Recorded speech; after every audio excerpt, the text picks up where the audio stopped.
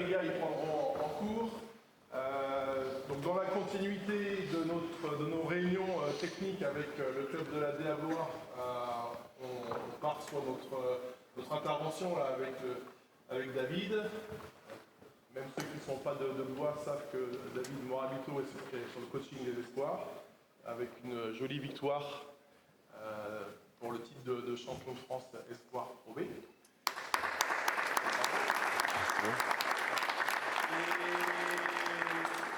Donc on va zoner une heure et demie dans l'idéal, une heure et demie, parce qu'après il y a un entraînement ici, donc on ne pas trop qu'on traîne.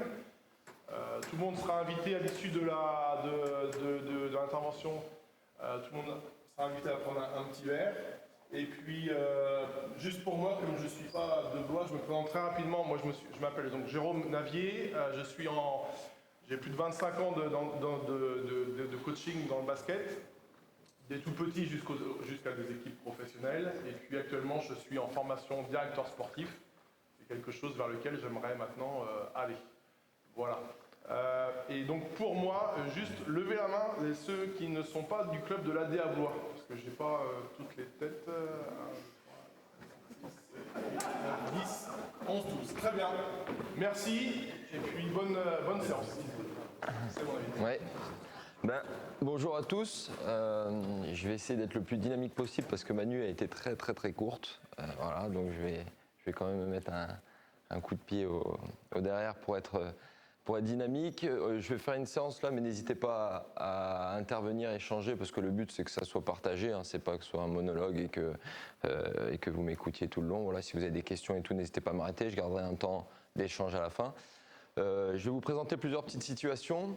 Ce que je vous présente, c'est pas la vérité, hein. Je ne détiens pas la vérité du basket français, international, mondial et tout ça. C'est entre guillemets ma vérité, c'est la manière dont je fonctionne et on fonctionne actuellement à Blois, où j'ai fonctionné dans mes clubs précédents à Antibes-Nancy. Donc voilà, donc c'est pas voilà, j'ai pas la science infuse. Tout ce que je vais dire, c'est pas voilà, le basket, c'est pas 2 + 2 = 4. Donc c'est pas forcément ce qu'il faut faire absolument, c'est des idées. Il y a des choses que vous allez prendre qui vont vous intéresser et qui vont vous convenir, peut-être d'autres moins. Et puis peut-être aussi des choses que vous allez plus et mieux adapter à vos publics. Sachant que moi, ce que je vous présentais, c'est ce que je fais au pro et ce que je fais au centre de formation aussi. Mais vous verrez que moi, dans ma philosophie, ce que je pense, c'est qu'on peut adapter ce qu'on fait au pro. Pour moi, on peut le faire au U11, au U9, sans aucun souci. Il suffit juste de changer le sens qu'on donne à ce qu'on fait pour être cohérent par rapport au public qu'on a. Et pour moi, la chose la plus importante, c'est de mettre du sens et de leur faire mettre du sens dans ce qu'ils font. Voilà. Donc on est parti sur de l'aisance et de l'adresse. Pourquoi de l'aisance et l'adresse? Parce que souvent on me pose la question, qu'est-ce qu'il faut, c'est quoi les lignes importantes à mettre en avant pour la formation des jeunes? Et pour moi, c'est ces 2 points-là qui sont très importants. Pourquoi? Parce que l'aisance, je pars du principe, et j'aime bien cette petite phrase, que si le ballon, c'est leur copain, s'ils savent le manier, et bien derrière, ils pourront tout faire. Et que derrière, les étapes suivantes, U15, U18, Espoir, Pro, quand on va rentrer dans du technico-tactique, ben, si le gamin il sait manier son ballon, il peut jouer n'importe quelle situation de pick and roll. Si le gamin il sait jouer sur du jeu rapide, manier son ballon, sur du jeu placé, il peut jouer n'importe quelle situation. Et tout démarre de ce maniement de balle. Voilà. Et au niveau de l'adresse, c'est de l'adresse où je me suis un peu focalisé sur les finitions, on va dire près du cercle, en reculant un petit peu au fur et à mesure. Voilà, il y aura un petit peu de mécanique de tir, mais pas trop, parce que le shoot, j'en parlais tout à l'heure avec Jérôme, je trouve ça assez... Il n'y a pas forcément une mécanique spécifique. Il y a d'excellents shooters qui n'ont pas un shoot parfait comme on apprend à l'école. Pendant des années, il ne fallait pas baisser la balle. À un moment donné, on s'est rendu compte que tous les plus gros shooters, notamment en NBA, en Euroleague, ben, ils dippaient, on appelle ça dipper, ils descendaient la balle avant de la remonter à chaque fois. Et du coup, alors qu'on a fait des livres et des années basket, moi j'ai été joueur pro, on avait une barre, là ici un bâton, et si on baissait, hop, on nous tapait avec le bâton, il fallait remonter. Et finalement, tout ça, ça a été jeté à la poubelle quand Stephen Curry est arrivé, parce que Stephen Curry, il fait que ça. Et il est un peu le symbole du meilleur shooter du monde. Donc voilà, donc il n'y a pas vraiment encore plus, il n'y a pas de vérité dans le shoot, donc c'est un peu différent. Voilà, donc je vous fais plusieurs petites situations avec eux. N'hésitez pas à intervenir si vous en avez besoin. D'accord? On va démarrer ici. Vous allez vous mettre, je vous allez vous mettre par 2. S'il y a un joueur qui est tout seul, c'est pas grave, il reste avec moi ou reste un peu sur le côté. Il y a un joueur qui va prendre 2 balles et un joueur qui va prendre qu'un seul ballon. Voilà. Donc je vais faire un petit échauffement classique que vous avez dû l'habitude de voir, où on part ligne de fond, on travaille sur le maniement de balle, mais je vais vous donner une petite variante. Plutôt que faire la spéciale, venez là, ligne de fond, plutôt que faire la spéciale où chacun son ballon, on dribble à droite, on dribble à gauche, derrière le dos et tout, que je pense que tout le monde connaît, moi j'ai une petite variante qui est intéressante. Venez, venez les garçons. Ah là vous mettez à côté tous les deux ensemble, celui qui a 2 balles, il est là, et celui qui en a une, il est là. Voilà. N'hésitez pas, allez-y, servez-vous.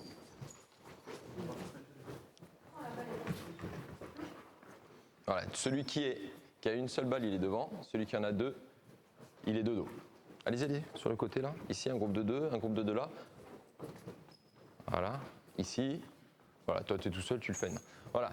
L'idée, on va travailler, mais on va travailler de façon différente. Il y en a un qui va avoir qu'une seule balle. Voilà. 2 balles. Ici. Il n'y a plus de balles? Non. Si, si, regarde, il y en a plein là-bas. C'est le taille 6, je crois. Mais c'est pas grave, si c'est les tailles 6, c'est pas grave. Voilà. L'idée, prenez l'espace. Il y en a un qui va travailler son dribble, d'accord, un petit peu de maniement de balle, ok, main droite, hop, main gauche, assez libre dans son maniement de balle. Et l'autre joueur en face, avec ses 2 ballons, son objectif, ça doit être toujours d'encadrer le ballon de ce joueur-là. Ça veut dire que moi ici, je vais travailler, vas-y, tu vas dribbler, moi je vais plus avancer. Et je vais essayer, voilà, de venir toujours encadrer ton ballon à toi. Voilà. Mon objectif, en fait, toi, c'est d'avoir toujours son ballon à lui entre tes 2 ballons à toi. Ok? Allez, on va jusqu'au milieu comme ça. Allez, voilà. Voilà. Ouais, tu fais avec ton maniement de balle à une main, toi.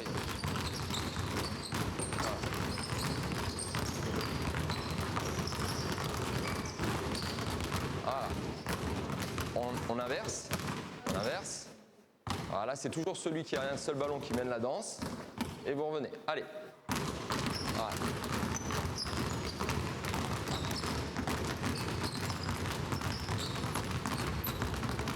Voilà, c'est pas mal. Ok. L'idée là-dedans, c'est d'avoir tout de suite une variante. Que le classique, voilà, chacun dribble un ballon et tout, d'avoir tout de suite un mouvement différent. Et surtout, on a le joueur qui a 2 ballons, en fait, il ne sait pas ce qui va se passer. Quand on n'a qu'un ballon, on sait qu'on le met là, on le met à droite, on le met à gauche. Là, il ne sait pas. Donc, il y a cette capacité à pouvoir et à devoir réagir rapidement, d'accord, qui fait que lui, il n'est pas en contrôle, il doit être dans une réaction. Et ça, plus tard, quand on évolue au niveau, on va mettre ça, si je dois mettre du sens sur ce que je fais, ça va être la lecture de jeu. Plus on va monter dans le haut niveau, il va falloir être en capacité de réagir et prendre une initiative en une demi-seconde. Alors, en U11 en 3 secondes, en U15 en 2 secondes, en U18 en 1, en espoir en une demi-seconde, en pro en 0 seconde, on va dire. 0,1 seconde. Voilà, ok, allez, on refait un aller, c'est parti. Allez, on essaye au maximum. Voilà, truc, voilà. Allez, si on perd la balle, c'est pas grave. Allez, on essaye d'encadrer à chaque fois ce ballon. Voilà, on encadre. Très bien. Voilà, allez, on va inverser sur le retour.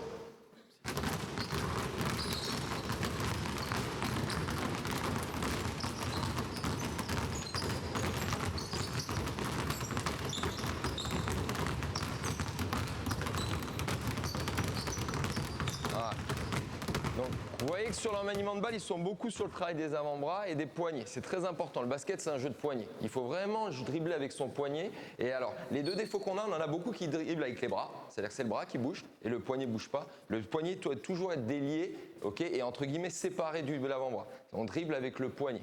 Ok, on doit être capable ici, je dois dribbler ici et mon poignet. Et le deuxième défaut qu'ont souvent les jeunes, c'est qu'ils dribblent paume de main.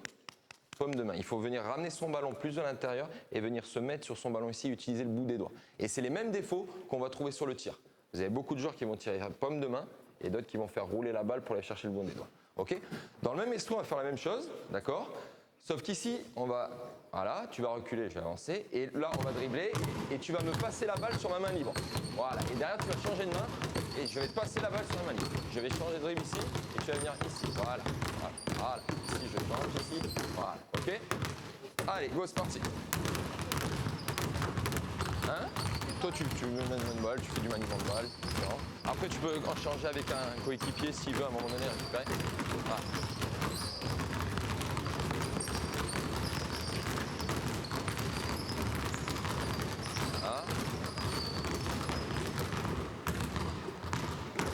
Allez-y, on retourne.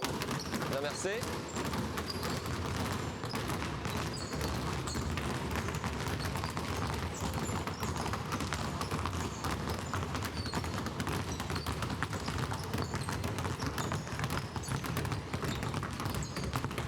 Voilà. Alors, par exemple, moi, dans leur maniement de balle à eux, il y a quelque chose qui me marque, c'est qu'ils sont très proches. Ils sont très proches d'eux. Il faut prendre beaucoup plus d'amplitude. Pourquoi? Je prends un exemple. Si on est dans un 1 contre 1, par exemple, je joue d'un 1 contre 1 par rapport à toi, tu défends sur moi. Si je veux te franchir, te battre, ok, créer une différence, donc créer un décalage. Si je suis sur un maniement de balle, je peux avoir un bon ball handling, on appelle ça, un bon maniement de balle. Mais si je suis en fait dans le même cylindre que lui, je ne fais pas bouger, danser un petit peu, les Américains, mon défenseur. Moi, il va falloir que je sois plus large pour venir, si je veux le battre, de venir l'amener là, par exemple, voilà, vous avez vu, là, je l'ai obligé, il a été obligé à se décaler. Et derrière, je vais pouvoir le franchir. Tandis que si vous êtes là, moi, vous dribblez comme ça devant moi, ben moi, je ne bouge pas, tu peux faire tous les gris que tu veux. Si tu restes dans le cylindre que moi, je ne bouge pas, je te regarde faire tes gris, je peux même t'applaudir, je te dis c'est bien, bravo. Si par contre, tu viens ici m'emmener là, hop, hop, voilà, hop là, tu vois, je peux même pas passer. Ici, vous voyez, je l'oblige, hop, à venir, voilà, se décaler pour venir là. Ici, hop, je vais venir l'amener là. Donc c'est un mouvement de bras, plus loin, mais aussi d'appui. Donc on va essayer de coordonner son ballon et son pied. Hop, je vais là, hop, hop, je vais là, voilà. Hop, hop, finalement je vais là, ok? D'accord? Ok, donc je veux, là on va pas le faire parce qu'on reste sur la passe, mais du coup, ça va nous permettre aussi de désaxer nos passes.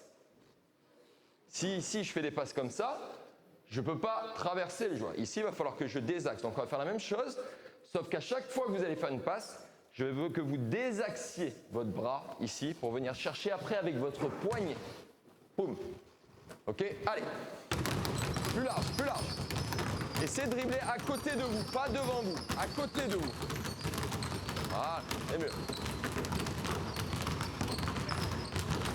Plus large, large, à côté de vous vos ballons, pas devant vous. À côté de vous, regardez, vos ballons, pas devant, à côté, soit plus large, regarde, à côté, ici. Voilà. Et ça, c'est classique chez les jeunes. Pourquoi? Parce que ce que je vous ai dit tout à l'heure, ils dribblent avec les bras. Et donc, du coup, ici, ils ont besoin de bras. Tandis que plus ils vont s'écarter, plus ils vont se sentir en fait mal à l'aise au départ parce qu'ils ont du mal à utiliser leurs bras. Ils vont devoir utiliser leurs poignets. Mais c'est vers ça qu'il faut les amener. Ok? Deuxième chose, dans la qualité de travail avec le poignet et tout, vous avez vu, il y a beaucoup de balles perdues sur les passes à terre. Pourquoi? Parce que les jeunes, ils ont tendance toujours une passe à terre. Si tu me fais une passe à terre, est-ce qu'elle doit rebondir plus proche de toi ou plus proche de moi? Ouais, bien, bravo. Tu peux pas loin du centre de formation, toi déjà. Ici, là, la balle, en fait, les jeunes ont tendance à faire une passe à terre là, mais elle va revenir dans ses jambes. Une passe à terre, la passe à terre, si je veux qu'elle revienne, il faut qu'elle soit plus courte, il faut qu'elle soit plus proche de moi, pour remonter dans ses mains. Et vous, les jeunes, là, ils ont toujours tendance à faire ça, voilà. Dans les jambes, à la mettre plus loin. Donc on dit souvent un tiers, 2 tiers, elle doit être plus proche de moi. Donc sur vos passes à terre, je veux que la balle rebondisse proche de vous pour qu'elle puisse, boum, remonter. Et on va la faire remonter comment? Pareil, avec le poignet. C'est avec le poignet ici que je vais venir claquer pour faire remonter le ballon. Ok? Allez. Voilà. Allez. Ah, c'est mieux. C'est beaucoup mieux.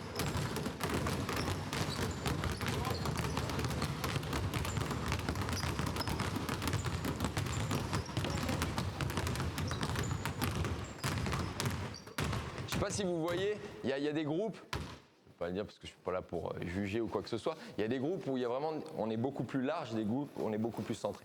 Vous allez me faire la même chose que ce coup-ci, vous étiez sur une passe en relation directe, là vous allez me faire la passe en croisée. Ça veut dire que s'il dribble là, vas-y dribble, tu vas venir croiser, voilà, la passe elle va croiser, d'accord? Voilà, donc toi derrière va changer, tu vas croiser, vous allez croiser votre passe à terre, ok? Allez. Allez, croisez votre passe à terre.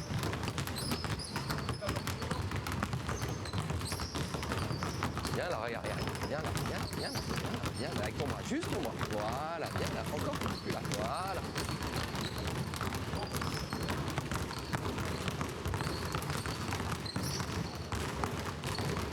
Faut que vous le sentiez le ballon avec le bout de vos doigts. Sentez le ballon avec vos bouts de vos doigts.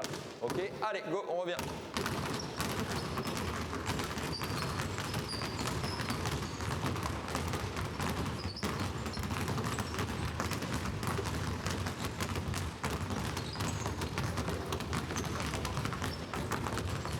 Allez.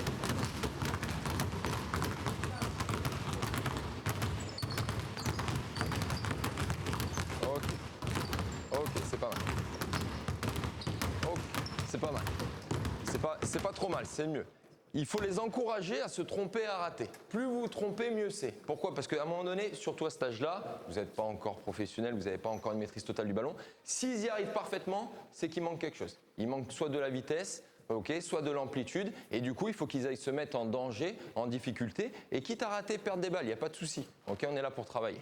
D'accord? Donc voilà, ça c'est juste une petite variante du classique, j'ai une balle, je dribble entre les jambes, je dribble derrière l'autre. Ok? Donc là, tout ce qu'on a fait, on l'a décontextualisé. Tout de suite, boum, je vais aller le remettre dans du contexte. D'accord? Donc là, vous allez partir une colonne ici avec ballon, une colonne ici avec ballon, et vous pouvez me faire la même chose de l'autre côté là-bas. Allez-y, vous dispatchez un seul ballon par joueur.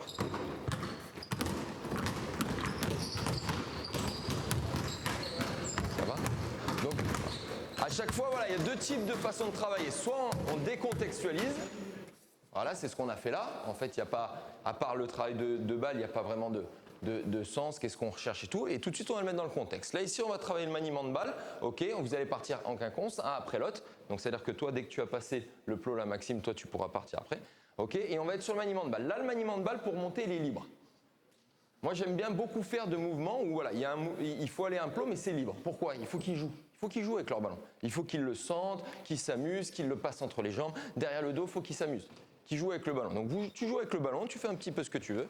Et ici, tu vas venir tourner. Et là, ici, par contre, tu vas venir aller me faire un double pas à une main sans jamais remettre la deuxième main sur la balle.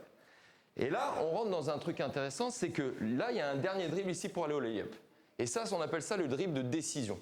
À chaque fois, le dernier dribble que vous faites pour faire une passe, pour prendre un shoot ou pour aller au lay-up, c'est le dribble de décision, ça s'appelle. C'est celui qui décide. Et quand on décide, paf, on décide. Ça veut dire qu'au son, votre dernier dribble, il ne peut pas avoir le même son que là. Là, je suis dans du manimal ball tranquille, poum poum, et là, pam, je décide. Pourquoi? Parce que ça doit être plus fort, plus tranchant, parce qu'il peut y avoir un impact et tout. Et surtout, ça doit être plus vite, parce que c'est le moment où on décide. Et on a parlé un petit peu avant, le temps de décision, plus on monte vers le haut niveau, plus il se réduit. D'accord? Donc ici, là, maniement de balle, et là, je veux que vous arriviez, c'est là, c'est boum, dribble fort, et la balle, elle remonte, et là, je vais au lay-up de face. Ok? Allez, go, c'est parti. Voilà, un après l'autre, un après l'autre. Là, lui ici, voilà, un côté, voilà, et là, c'est parti. Et là, pam, voilà, et là, je lâche sous la balle, voilà. Et là, vous allez voir comment sur les lâchers, ils ont du mal. Pourquoi? Parce que comme on a vu avant, il n'y a pas de poignet. Ils ont du mal avec le toucher. Et vous allez voir le nombre qui vont être paume de main, qui vont pousser par la paume de main.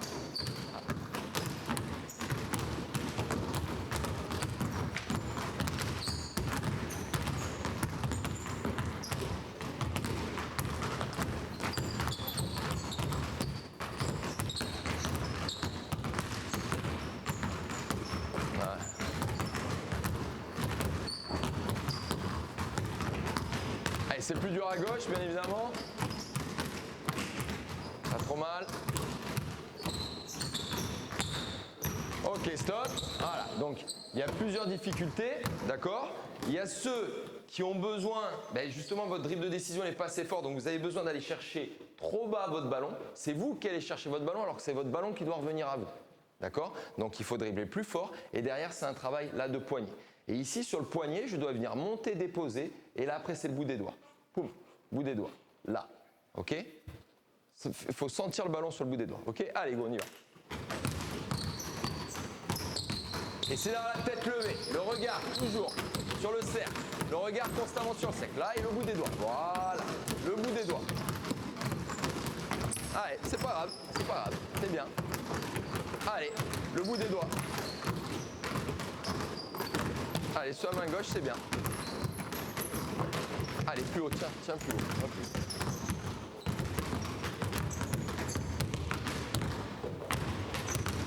Pas mal.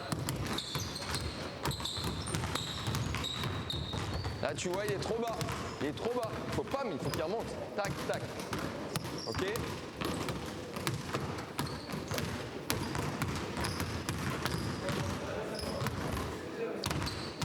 Vas-y. Ton regard sur le cercle.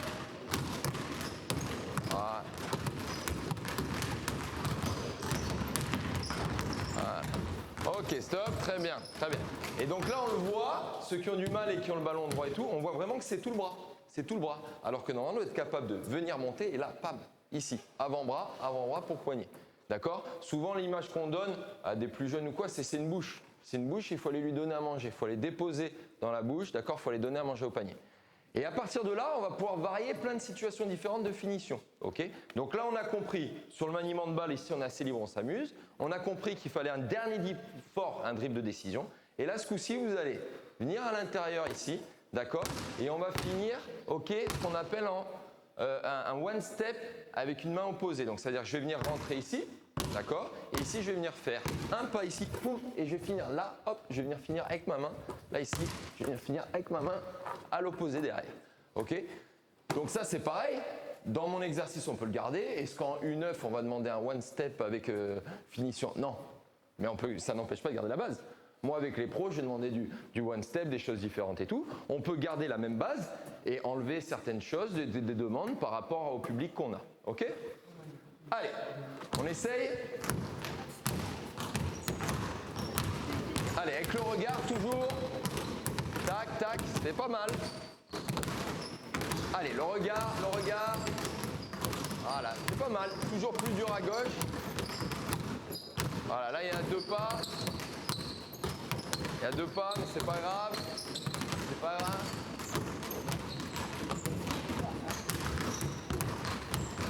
Ok. Ici.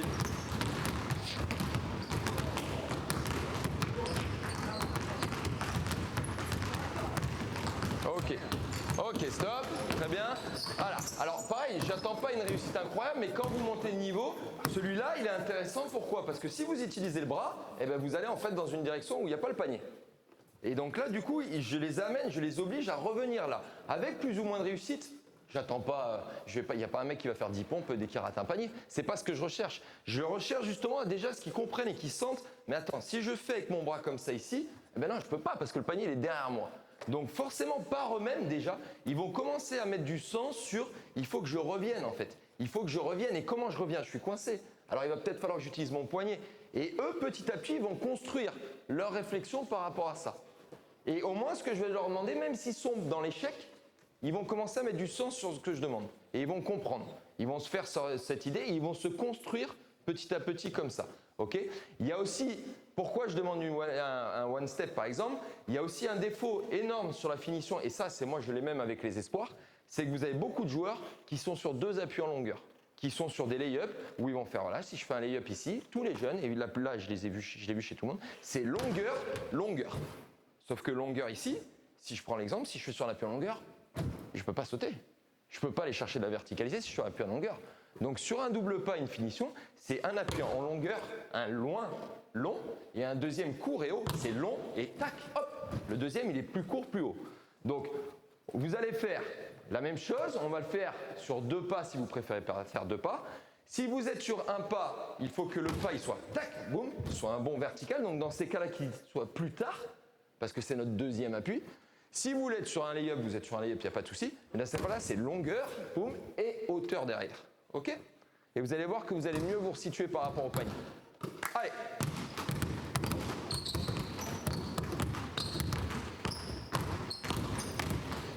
Là, tac, voilà, c'est pas mal. Encore un peu plus haut. Rajoute-moi un drill et fais-le plus haut. Voilà, vers le haut. À partir du moment où vous posez, hop, vous devez rebondir. Allez vers le haut, comme s'il y avait un trampoline. Voilà, vous avez vu, ils finissent tous derrière la planche. Quasiment. À chaque fois qu'ils font leur lay-up, ils finissent derrière la planche. Voilà. Allez, il faut finir en haut, vers le cercle et retomber où on a lâché. Là, tac. Voilà. Et là, tu vois, tu finis trop loin. Vers le haut. Rajoute-moi un dribble et fais-moi ton step. Tac. Ah, allez, vers le haut, vers le haut. Ok, stop, très bien, très bien. Ah, c'est pas facile ce que je leur demande, hein. C'est normal qu'ils soient dans l'échec, c'est juste je vous montre des petits détails. Ok, maintenant on va faire la même chose. Ok, maniement de balle et tout, sauf que ce coup-ci on va aller chercher les finitions. Alors, je vous donne les mots anglais, mais c'est plus comme ça, de la culture à prendre et tout, vous n'êtes pas obligé d'utiliser les mots anglais. Mais comme vous le savez, on est dans un milieu où les termes basket à haut niveau, c'est de l'anglais. Donc là, on va finir en une finition, ce qu'on appelle des wide hooks, d'accord? Des wide hooks, ici, c'est je vais venir ici. Et ce qu'on a fait tout à l'heure de face à une main, je vais faire la même chose, mais en allant chercher un espèce, hop, ici, de bras roulés. Donc je vais venir ici avec mon dribble fort, venir décaler mon ballon. Et ce que je veux, c'est que mon ballon soit haut et qu'au dernier moment, je vienne finir avec mon poignet. Là, l'objectif, c'est pareil, c'est de leur mettre du sens sur le fait qu'on est sur un sport où c'est un travail de poignet. Ça veut dire que je peux avoir mon bras qui part dans cette direction-là, mais je vais avoir mon poignet qui va ramener mon ballon dans l'autre.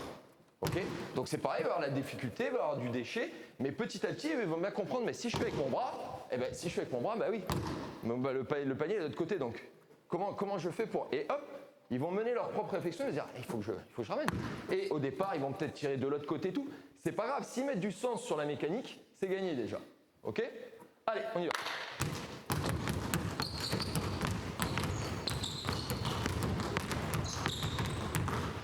Ah là, et le poignet, et voilà. Allez, là, il faut du toucher. C'est pas mal grand.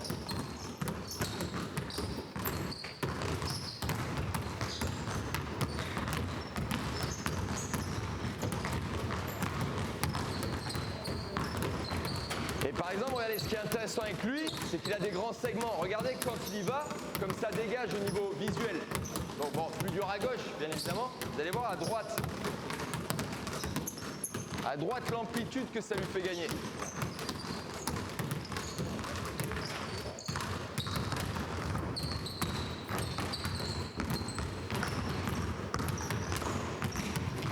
Vous avez vu là? Je vais aller loin, hein. Ok, stop. Allez, je vous arrête souvent les garçons, désolé, mais c'est pour donner pas mal de contenu. Ici, maintenant, on va varier. Donc là, on va passer sur des finitions, entre guillemets, un petit peu plus haut niveau. On va aller chercher ce qu'on appelle des cradles, d'accord? Cradle, c'est simple, c'est une finition après contact. Ok, après contact. Donc ici, je vais venir. Là, par contre, si je suis au contact, je ne suis pas une main. Parce que là, si je suis au contact, viens défendre sur moi. Mets-moi ne serait-ce qu'un petit coup. Ah, vas-y, mets-moi un petit coup. Voilà, hop, au contact, j'explose. Donc là, il faut que je sois plus dans le contrôle, la protection de balle. Donc ici, au moment... Ne viens pas, pardon, excuse-moi, je vais le faire. Ici, vous allez attaquer le panier et vous allez venir faire un double pas. Et au moment où vous faites le double pas, je vais vous ramener la balle contre la poitrine. D'accord? En protection, là ici, contre la poitrine, boum, et pour dernier moment, hop, venir ouvrir derrière. Donc pareil, cette capacité ici à se regrouper pour s'ouvrir derrière. Je dois me faufiler dans un petit espace, je rentre dans un endroit où, quand on rentre dans la raquette, il y a du trafic, il y a du monde, là je vais venir me regrouper ici pour m'ouvrir derrière. Ok? Allez, go, c'est parti. Allez, sur un double pas, là, 2 appuis, un en longueur, un en hauteur. Là, voilà, et hop, je m'ouvre derrière, c'est pas mal. Allez, bam, protection et ouverture. Allez, c'est pas mal.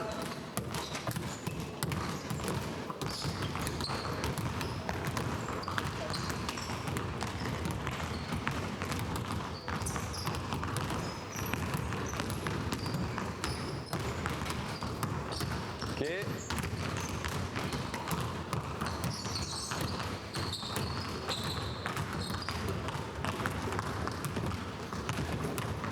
Ok, stop.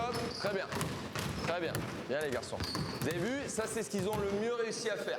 J'aurais pu parier au départ. Pourquoi? Parce qu'en les emmenant là, forcément ils sont obligés de réutiliser tout le bras derrière. Et ça, pour le moment, ils y arrivent mieux. Ils sont moins sur de la motricité entre guillemets fine, où tout à l'heure il y avait vraiment qu'un travail de poignée d'avant-bras. Là, c'est vraiment tout le bras. Donc du coup, ça leur convient mieux pour le moment. Ok? On va changer d'exercice. Venez là.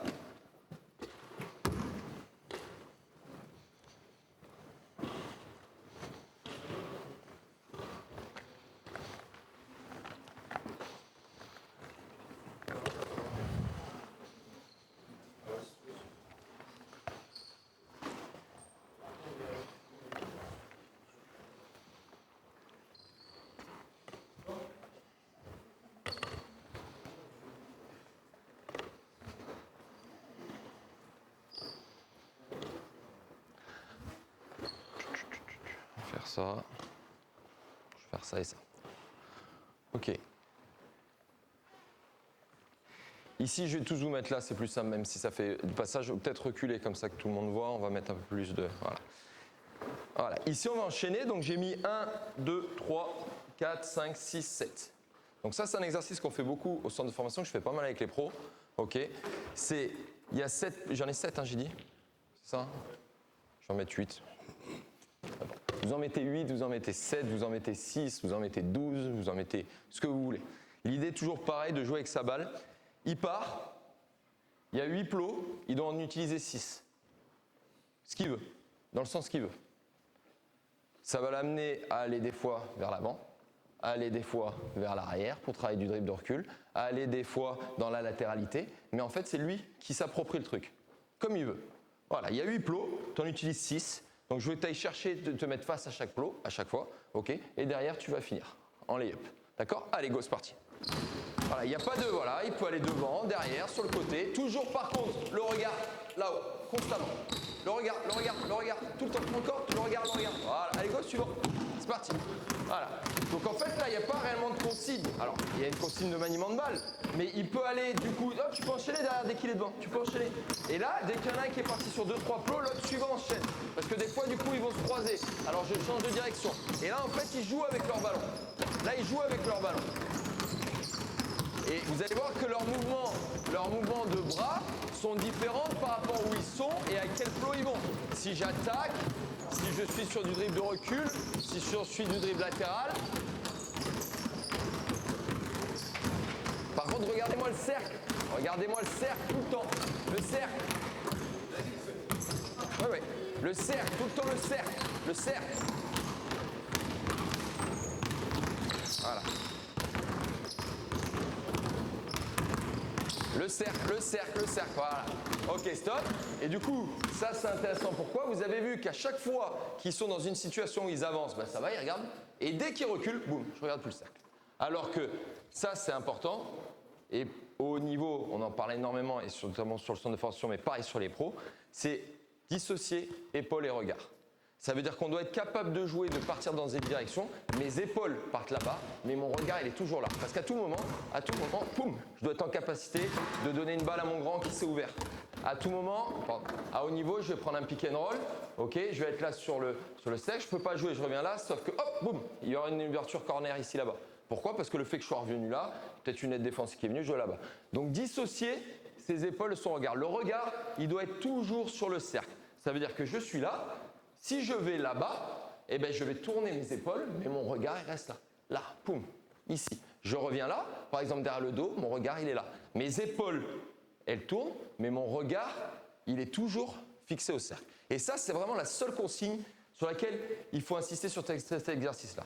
Parce que le fait de ne pas donner de direction précise, ça, ils vont travailler devant. Derrière leur poignet, il va travailler.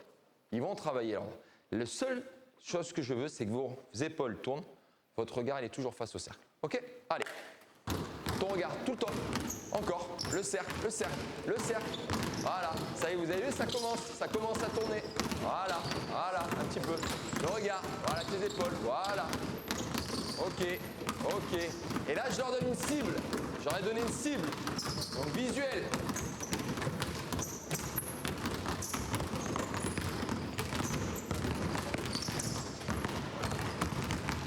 Allez, le regard, constamment. Très bien. Pars pas. Voilà. Donc vous avez vu, ça c'est la consigne la plus importante sur ça. Et maintenant sur ça, je vais apporter d'autres choses. Ça veut dire que à chaque passage, vous allez changer. Je vous explique. Vous pouvez y aller à une balle. Vous pouvez y aller avec 2 ballons. Vous pouvez y aller avec des ballons en mousse. Vous pouvez y aller avec des petites balles. Ok. Et vous pouvez y aller avec des balles de tennis. Les ballons, je les mets là, ils sont là. Les balles de tennis, elles sont là. Ça veut dire si vous faites un passage à un seul ballon, votre passage suivant, vous devez changer. Ça peut être à 2 ballons, ça peut être une balle de tennis, ça peut être une balle de tennis, un gros ballon. Ça peut être un ballon en mousse, une balle de tennis. À chaque fois que vous faites un passage, vous changez. Donc tu veux partir comment? Avec quoi? Une petite balle et c'est tout ou autre chose? Juste une petite balle. Allez, go. Tu veux partir avec quoi toi derrière? Allez, regarde. Hop, une grosse et une petite. Allez, là on va faire une mousse. Et une truc, ici. Tiens, 2. Allez, une grosse et une mousse. Tiens, 2 tennis. Allez, voilà. Et là, c'est pareil, ils vont jouer, donc c'est dur parce que inconsciemment, on a envie de revoir son ballon parce que là, on le maîtrise moins, mais c'est pas grave. Ils vont commencer à sentir leur ballon sans avoir forcément le regard dessus. Voilà. Et là, vous pouvez y aller, hein, des ballons de foot, voilà. Là, les 2 balles de tennis, je suis un peu dur. C'est pas facile, les 2 balles de tennis. Voilà. Voilà, et après vous changez, voilà, et c'est pareil. Moi je leur mets les ballons et c'est eux qui servent. C'est eux qui servent, c'est eux qui varient. C'est eux qui varient. Avec Thomas Cornélis, je le fais avec 3 balles. Avec 3 choses. Ça peut être une balle de tennis de ballon et il pianote entre ses balles. Voilà, vous avez vu là, la dissociation, le regard là c'est terminé. Là ça n'existe plus.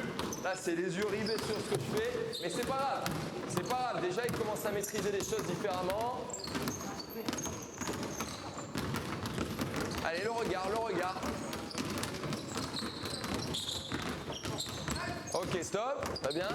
Et vous avez vu donc, voilà, la dissociation, elle est plus là. Et vous avez vu qu'ils ont énormément de mal, en fait, à avoir un mouvement de bras différent l'un de l'autre. Ça veut dire que tous ceux qui sont partis avec des balles différentes, ben, ils ont gardé, en fait, le même mouvement des 2 bras, mais sauf que s'il y a une balle de tennis d'un côté et un ballon en mousse de l'autre, ben, tu as tes 2 mêmes mouvements, tu en as un qui va revenir là, tu en as un qui ne revient pas, donc du tout, c'est pas. Et donc là, ce qu'il va falloir faire, c'est que vous mettiez, vous savez, c'est un peu le thème et c'est le message que je veux faire passer, du sens. Ça veut dire, est-ce que je peux dribbler? Voilà, si tu pars avec une balle de tennis et un ballon en mousse, prends une balle de tennis et un ballon en mousse, de réfléchir de la force que tu vas mettre dans l'un et dans l'autre. Ok, je ne peux pas mettre de la même force dans mon poignet sur ma balle de tennis que sur mon ballon en mousse. Ok, allez, vas-y, essaye. Voilà, c'est pas trop mal, c'est pas trop mal. Voilà. Voilà. Par exemple, c'est bien, il a la tête dans les chaussures. Mais vous avez vu, à chaque plot, il fait l'effort de relever la tête. Donc c'est bien, il faut l'encourager. C'est bien ce qu'il fait. Allez, essayez d'avoir un bon rythme malgré la différence de ballon. Vous avez vu, les petits, ils sont malins, ils viennent se réfugier derrière les 2 ballons de basket. On joue la sécurité.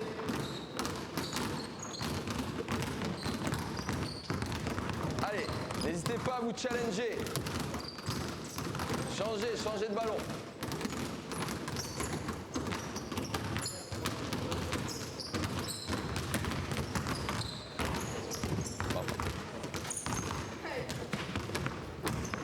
Allez, c'est pas mal, venez là. Remettez-moi les balles de tennis, on va repartir sur les balles de basket. Donc ça, ce que je fais, je vais continuer sur les petits exos. On peut garder les différenciations des ballons, ok? Là, on va partir avec une balle. Tiens, Maxime, tu vas partir en premier. Là, on fait le même exercice. Vous allez sur 6 plots, d'accord? Sauf qu'à chaque fois que tu vas sur un plot, tu le prends et tu le poses sur le second. Ça veut dire si tu décides de vas-y, démarre, tu le prends, vas-y, hop, et tu viens le poser là. Tu t'en vas ailleurs. Avec le regard, boum, si tu vas là, tu prends ce plot et tu le poses dessus. Voilà. Et en fait, à chaque fois, toi tu passes, tu vas mettre les plots, toi derrière tu passes, tu vas faire l'inverse. C'est-à-dire que tu vas venir chercher là et tu vas venir le remettre là. Tu vas venir chercher. Et à chaque fois, on alterne comme ça. Si le mec devant vous, il empile les plots, le mec derrière vous, il enlève. Si le mec derrière, il enlève, celui de devant, il empile. Ok? Allez, go, c'est parti! Avec le regard, toujours, voilà. Donc là, on les oblige, en fait, à se baisser et avoir un mouvement de bras et de corps, mais en regardant le cercle, toujours. Voilà. Voilà. Le cercle, voilà.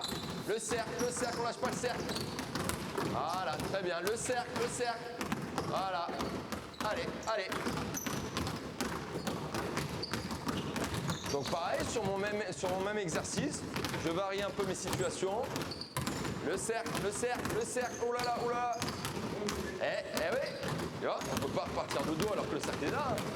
Le regard. Bien. Pas mal, c'est pas mal.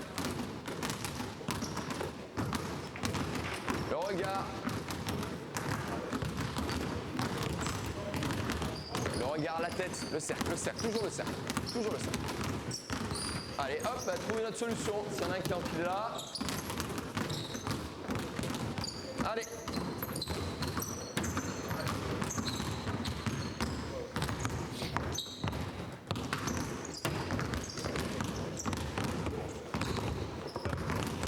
Eh bien, ok, pars pas grand. Pars pas. Laisse finir. Récupérez-moi les plots. Ok, vous avez vu, donc, on est parti d'un exercice simple. Au final, ils sont assez libres. Ils sont assez libres dans le mouvement. Ils jouent avec leur ballon. Ok. Et ça, ils enchaînent. Ok. On peut varier. On peut jouer avec les plots. On peut jouer avec les différents ballons. Ok. D'accord. Allez. Du coup, enlevez-moi les plots qui sont là-bas aussi. Ok, mets-moi les balles. Ok, donc toujours pareil, là j'ai choisi alternance, je décontextualise l'exercice parce que évidemment on va pas revenir en match de basket avec notre balle de tennis, notre balle de mousse et tout ça, et je vais recontextualiser la chose dans le basket. Donc ce coup-ci vous allez prendre 2 balles par joueur, d'accord, et il y a juste 2 joueurs qui ont 0 ballon. Voilà, t'as pas de ballon, tu te mets là. T'as un deuxième joueur qui n'a pas de ballon.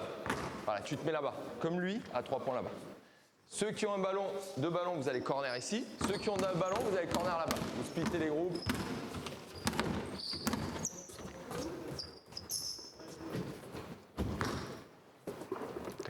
S'il n'y a pas assez de ballons, c'est pas grave, vous allez vous les passer, t'inquiète pas. Ok, là c'est tout simple. Ceux qui ont des balles, ok, partez plutôt là-bas qui voit mieux. Partez de ce côté-là, c'est mieux. Donc vous allez monter en dribble à 2 mains. Donc on va partir sur une première gamme où vous allez être en dribble alternatif, d'accord, et vous allez venir jusqu'au milieu. Arrivé au milieu ici, je veux passe à ce joueur. La passe, je veux qu'elle soit à terre et désaxée. Ça veut dire que si je dois lui faire une passe, je dois ici venir me décaler et lui mettre une passe à terre. Elle peut être main droite, ça m'est égal. Au moment où vous allez donner la balle, lui il va se mettre en position d'écran. Voilà, tu vas recevoir la balle, sa balle dans les mains, et tu vas te mettre en position d'écran. Avec le ballon qui vous reste, vu que vous en avez donné un, vous allez venir ici, le dépasser comme si on prenait un écran. Donc là c'est pareil, U15, U17, U18, U20, on va parler d'écran. U11, U9, on peut dire tu dépasses le copain. Voilà, même exercice, ok, mais sens différent. Je ne vais pas dire au U9, prends le pick and roll, derrière on fait back pick, après tu retournes là-bas et tout. Non, juste t'as le copain, t'as fait la passe au copain, mais tu dépasses le copain. Ok, comme si le copain c'était un plot. D'accord? Vous allez venir ici et derrière vous allez shooter. Sur le shoot, ce que je veux, c'est qu'au moment où vous arrêtiez, vous allez venir toucher le sol avec la balle ici pour venir remonter. Ce qu'on cherche ici, c'est avoir une certaine fluidité dans le tir et un certain enchaînement, un certain équilibre entre le saut et la mécanique, d'accord? Derrière le tir, tu t'occupes pas du ballon, tu t'occupes pas de ballon. Ton copain qui a le ballon dans les mains ici, après ton tir ici, boum, tu vas venir le rechercher dans un main à main, un end-off, d'accord? Donc lui, il a la balle dans les mains, tu vas venir lui prendre la balle dans les mains pour venir me chercher un deuxième tir ici, boum, là. Toujours pareil, U15, U18, pro, end-off, pick and roll end-off. U9, tu dépasses le copain et après tu viens prendre la balle dans les mains du copain pour venir attraper. Et ce que je veux, c'est comment vous prenez la balle dans les mains, poum, je veux un changement de rythme. D'accord? Ok? Derrière, le copain, il va récupérer les 2 balles, il va prendre ta place et toi, tu prends sa place, tu n'as plus de balle. Ok? Allez, go, c'est parti.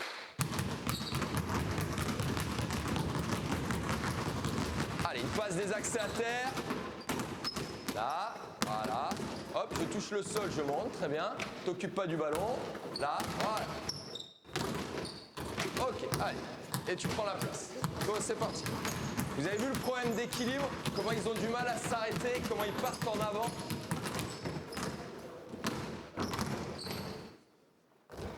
Ok. Allez. Donc ici c'est intéressant parce qu'on met du maniement de balle, mais on le recontextualise dans des mouvements de match. Comme j'ai dit, en pro, U18, U15, pick and roll et main à main, en plus petit U9, U11, accélérer, dépasser le joueur, ok, réceptionner une passe ou attraper un ballon et accélérer derrière.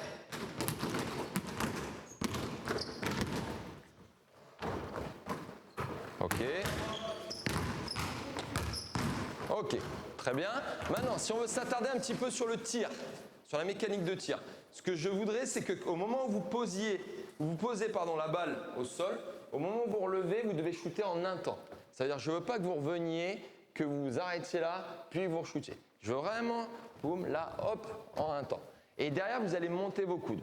Le plus gros truc à voir avec les jeunes, ok, par rapport au shoot, c'est ce côté harmonieux, d'accord, et ne faire qu'un temps, d'accord, pas avoir, je viens, je bloque et je tire.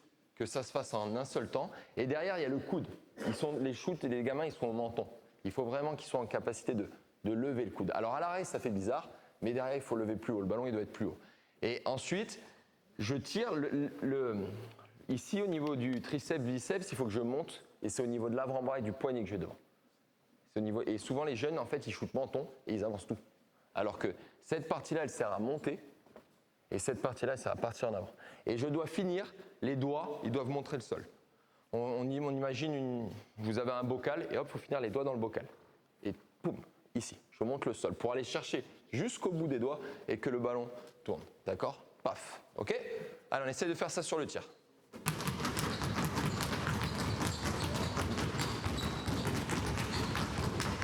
Là. Allez, fini les doigts comme ça. Ah, c'est pas trop mal. Voilà, c'est pas trop mal. Et vous avez vu, ils sont très longs parce que le mouvement que je leur donne au départ, il leur fait avoir une certaine justement harmonie, un certain rythme qu'ils n'ont pas d'habitude parce qu'eux veulent être plus statiques. Et du coup, ils se retrouvent à avoir beaucoup de force.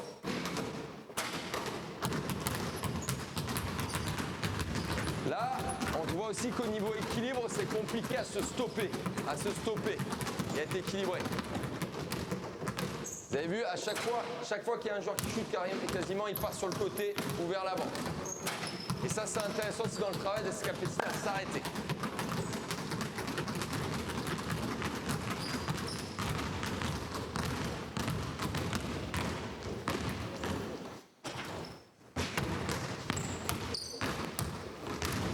Pas mal. Allez, les doigts au sol. On va finir les doigts dans le... Ok, très bien. D'accord? On va enchaîner maintenant. Donc ça, c'est un exercice qu'on peut faire plusieurs fois en variant les dribbles sur les remontées de balles, d'accord? En variant les différentes finitions, d'accord? Là, moi, j'ai montré sur des stoppés tirés. Ça peut être sur partir sur des drives. On peut imaginer que derrière le pick and roll, j'accélère ou le dépassement du joueur pour les plus jeunes, je vais au panier, puis je ressors pleine vitesse et lui fait la passe, par exemple. Ok, on peut trouver plusieurs variantes, d'accord? Du coup, là, on va enchaîner. Vous allez partir d'en haut. Je veux une colonne ici en corner sans ballon, ici avec ballon. Et vous n'avez qu'un seul ballon par joueur. Donc là, mon aisance, au départ, je l'ai mis vraiment que dans le dribble. Ensuite, je l'ai mis dans une continuité de shoot près du panier. D'accord? Après, je l'ai mis dans une continuité de shoot extérieur. Il me reste un aspect à voir, c'est mettre la continuité de mon aisance avec la passe. Donc ici, c'est pareil. Suivant les âges, on peut imaginer que ça, c'est un écran et qu'on va trouver une passe derrière un écran. D'accord? Pour les petits, on peut imaginer que c'est je dépasse le plot et puis il y a un copain qui est tout seul, je fais la passe au copain. Okay? Pareil, on jouera sur la réduction de distance par rapport à l'âge et à la force des jeunes. Mais pareil, tout ça, c'est des exercices, comme je l'ai dit, tous les exercices, je les fais avec les pros. Donc c'est qu'on peut partir de n'importe quelle base qu'il y a avec les pros et se dire, ok, comment je l'adapte par rapport à mon public. Et des fois, l'adapter, c'est juste changer les noms, le sens et peut-être réduire des distances, tout simplement. Donc ici, je vais venir, toi, tu vas partir de ce côté, toi, tu vas partir de ce côté. Je vais venir en dribble ici. Et là, je vais un petit peu hésiter, boum, en piétinant un petit peu, d'accord? Et boum, je vais accélérer, changer de rythme. Et là, ce que je veux, tu vas rester corner. Et ce que je veux, c'est que tu lèves les bras. Et là, ce qui va m'intéresser, c'est qu'on va retrouver mon dribble fort, mon dribble de décision, parce que là, ma décision, c'est stop and pass. Donc là, ici, si je veux faire une passe là-bas, si mon dribble est tout mou là, ben, le temps que j'aille la chercher là, la balle, et que je la remonte pour faire la passe, ça va être compliqué. Okay? Et ce qui va m'intéresser aussi, c'est le fait d'avoir une dissociation entre mes épaules et mon regard. Donc ici, je vais venir ici. Et là, avec le regard sur le cercle, okay, mon regard qui est capable de tourner. Là, je peux tourner la tête pour voir ce qui se passe là. Et là, un dernier dribble fort ici pour que, pouf, la balle, elle monte, elle vient de toucher ses mains. Et ce qui est intéressant là-dedans, on voit encore une fois que on est dans un travail de poignet. La même chose que sur mes finitions, la même chose que sur mon tir. Ici, c'est avec mes poignets et mes avant-bras que je vais aller chercher là-bas. Parce qu'ici, si je suis que bras, ma balle, elle va être molle et lente. Et c'est le fait de jouer avec mes avant-bras, oh putain, je sais que tu peux l'enlever, avec mes avant-bras et mes poignets qui va donner une direction à la balle. Comme c'est mon poignet qui va donner une direction auprès du cercle. Comme c'est mon poignet dans le tir qui va donner une direction à mon shoot. Ok? Donc on y va, là, et au moment où je vois Maxime qui lève les bras, poum, dribble fort, la balle elle part. J'ai mes épaules face au cercle et mon regard qui a tourné. Ok? Et là, je veux vraiment que sur la passe, que vous veniez passer au-dessus de la tête. Poum, là-haut. Ok? Allez. Là, vous pouvez shooter ou remonter en dribble, ça m'est égal. Allez, go. Tac. Et c'est pas mal.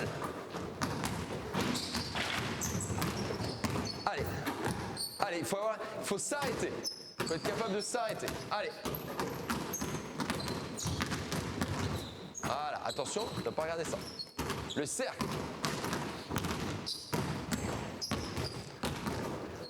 Ok. Allez, bougez pas. Voilà, ce qui est intéressant déjà tout de suite à corriger, comme je vous l'ai dit depuis le début, c'est de donner du sens à ce qu'on fait. Et là, ils donnent pas de sens. Pourquoi? Parce que je leur ai dit, on fait la passe. Ben les mecs, ils jouent, ils prennent la balle ici. Et là, ils regardent là-bas, ils regardent là-bas, ils regardent là-bas, ils regardent là-bas. Et en fait, on fait un sport où les paniers n'existent plus. Et là, en donnant du sens, on dit, pourquoi on fait la passe là-bas en fait? Si vous devez recontextualiser dans un match, pourquoi vous faites la passe à un joueur? Et donc, du coup, s'il est tout seul, ça veut dire que qui n'est pas seul? Mais pourquoi il est venu dans la raquette? Mais pour aider, pourquoi alors? Ah là, très bien.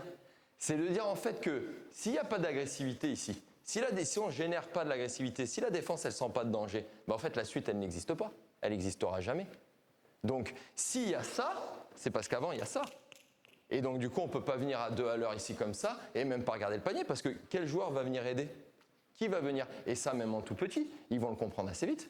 S'ils voient un joueur, au début quand ils sont tout petits, ils vont aller sur le ballon, mais après s'ils voient un joueur ici, ben, ils vont pas y aller petit à petit et assez vite au niveau des âges. Donc du coup, ici, moi je veux que vous regardiez le cercle et je veux qu'il y ait un changement de rythme. Donc ici, je viens, je change de rythme ici, poum, pour trouver là-bas. Parce que si j'ai pas ça là-bas. Ok? Allez. Là. Allez, voilà, hop, pas mal. C'est bien. Et vous avez dit, avec des repères précis, ils essayent, on voit leur volonté d'essayer de le faire. Alors, c'est pas parfait. Voilà, tu vois, là, là, passer rabattu. Mais on sent, voilà, parce que j'ai pas 50 000 repères, j'aurais parlé d'avant-bras poignet et regardez le cercle. Un repère visuel et 1 ou 2 repères techniques. Allez, plus fort votre dernier dribble. La balle, il faut qu'au son, ce soit pas le même. Ça doit pas être le même au son.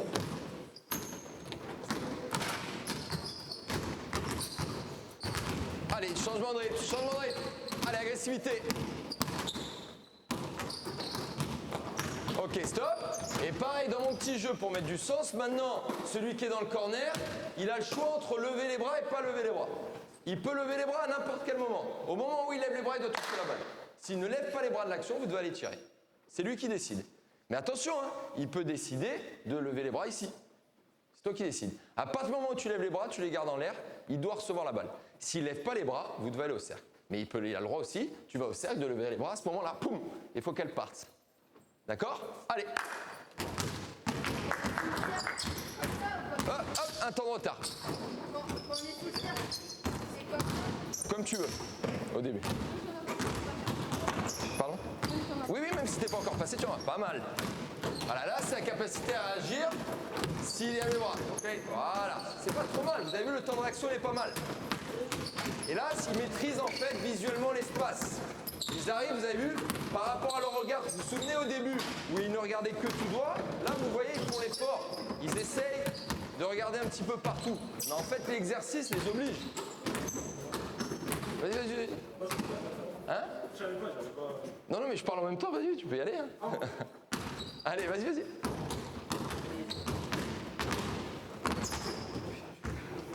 Eh bien.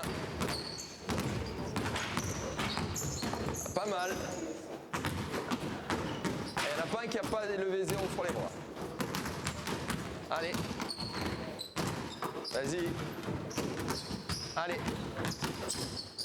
Hop. Ok, stop. Très bien, c'est pas mal. Donc vous avez vu, il y a de part une petite correction de ce que je leur demande au moment. Vous avez vu comme par rapport au départ, ils se mettent à prendre en compte le terrain et à visualiser. Ok? Allez, on venait au milieu, vous mettez par 2. Une balle chacun. Non, faites une balle pour 2. Faites une balle pour 2. C'est bon. Là, je vais finir avec 2 petits exercices d'adresse, un peu ludiques, que vous pouvez faire qui sont intéressants, avec deux choses différentes. Un qui est vraiment ludique pour mettre du rythme, un peu de compétition d'accord, et qui va les faire shooter, parce qu'à un moment donné, c'est comme il faut jouer avec son ballon, il faut dribbler, il faut shooter, il faut faire des choses, et un qui a une dominante un peu plus, on va dire, cardio ou récupération. Donc vous mettez par deux, tiens, tous les deux ensemble, mettez-vous par deux. Voilà. Du coup, mets-toi sur le côté, t'es au repos, t'as la chance, tranquille. Décalez-vous un peu, mettez-moi un groupe ici, un groupe là-bas. Ici, voilà, faut qu'il y ait un peu d'espace. Voilà, toi tu vas partir de ce côté, toi tu vas partir de ce côté, donne-lui la balle à lui. Toi tu vas partir de ce côté, toi tu es derrière lui, voilà, et toi tu vas partir de ce côté. Voilà. Ok, c'est tout simple. À mon top, vous partez en dribble. Il faut mettre un lay-up, un panier dans la raquette et un panier extérieur à 2 points. Dès que vous les avez mis, individuellement, vous courez, vous revenez donner dans les mains le ballon à votre coéquipier doit faire la même chose ici. Okay, dès que le deuxième du groupe il est revenu ici, boum, vous avez gagné. D'accord? Donc un lay-up, il faut les marquer obligatoirement. Un lay-up et un shoot à 2 points. Ok? Non, pas forcément d'affilée. Ok? Allez, go! Un lay-up. Boum. Panier à 2 points. Non, reste sur le même panier. Hein. Un panier à 2 points extérieur. Hop, tu ramènes. Allez, hop, tu pars de l'autre côté. Très bien.